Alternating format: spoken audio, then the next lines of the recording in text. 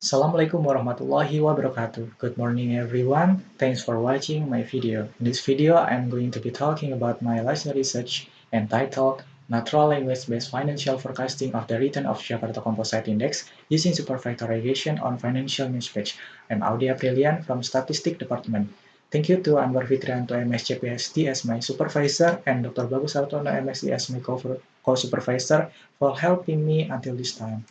The presentation will be divided into 5 sections. The first section, it must be the introduction. Jakarta Composite Index, or well known as JCI, is an index that used as an indicator of stock prices movement in Indonesia Stock Exchange. According to Widyarti et al. 2018, it can be used as a reference for investors to make investment decision, and the term of return can be defined as the capital gain or capital loss in the market. According to the efficient market hypothesis, both the historical data of stock prices and also stock uh, direction cannot be used to predict the stock price in the future because it follows the random walk theory. Theoretically, the current prices is the reflection of the information that is available in the market. The information must be the economics aspect and also market sentiment. And for the market sentiment, it easily can be obtained and extracted from many sources, for instance, financial news. But in general, news give us an unlimited information of politics, social, economics, culture, and others in the society. The NLLF, or Natural Language-Based Financial Forecasting, is the terminology of linguistic, machine learning, and economics. The NLLF is the intersection between natural language processing and economics. Previous research in NLLF have shown that there is a correlation between the financial news and stock movement. So, in Indonesia, uh, there are a few research in NLLF. The newest research of Saputra 2019 conduct the modeling of JCI and also rupiah exchange rate against dollar on Twitter using the lasso and model averaging. So to make a contribution in the NLLF, uh, I choose the topic of NLLF as my last year research uh, project. So uh, there are three objectives in the research. First, to extract the features of sentiment. Second, to conduct the data exploration. And the third, the last, to model the return of PCI.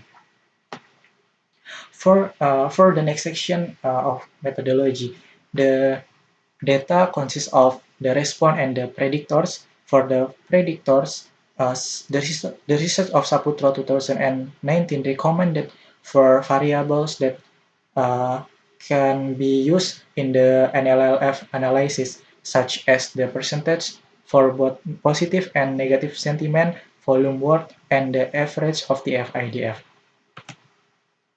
For the data analysis, it consists of 7 tasks.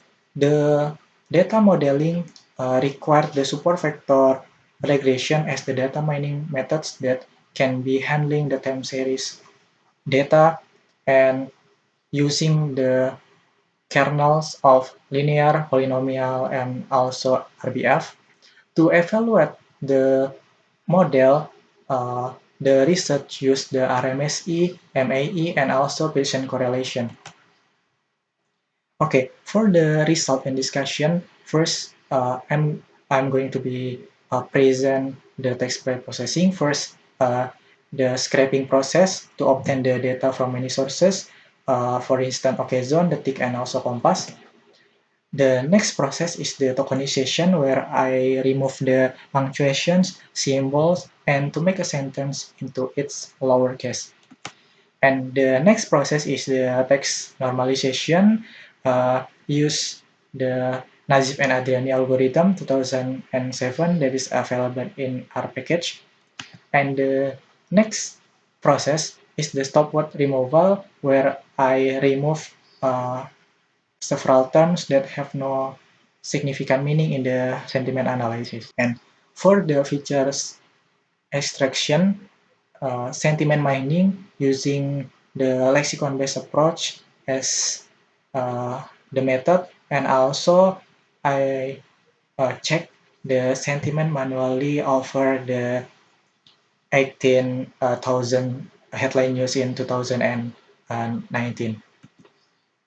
So this is the calculation of daily average of the FADF. Okay, for the data exploration of the return of GCI, on the time series plot of the return, we can see that it's an up and down movement of the return of GCI in 2019, and in certain period, it occurs several extreme increasing and decreasing movement. For instance, in the period of June, August, October, and November. And for the box and whisker plot of the monthly return, on the red map in May, the standard deviation of the return is the highest one. So the market risk tends to be the highest than other months in the 2019. And visually, the January effect was reflected in the 2019 movement, and it could be influenced by the entering of any market participant and accumulated high purchases at the beginning of the year. And for data exploration of the new sentiment, the box and whisker plot of the daily sentiment show us that the percentage of positive sentiment tend to be at constant position from Monday to Friday for all news page.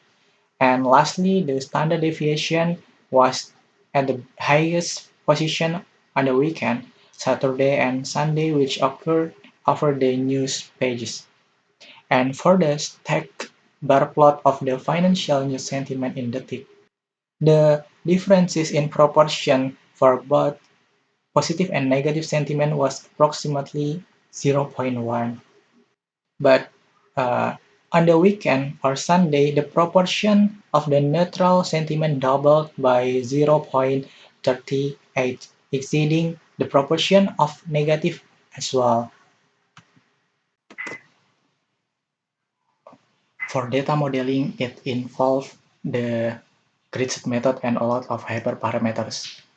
To obtain the optimum hyperparameters, it needs to implement the wall forward optimization, and the optimum hyperparameters were shown on table 1 on the screen, and those were used to model the testing data of December.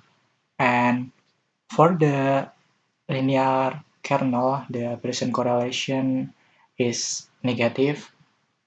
And also for the polynomial kernel, the Pearson correlation is close to 0. Those are bad because the best prediction, the Pearson correlation must be close to 1. And visually, for the best prediction, the points in the scatter plot between the actual and predicted value of the data, it must be near to the 45-degree line. So in conclusion, there is no kernel can model the testing data properly.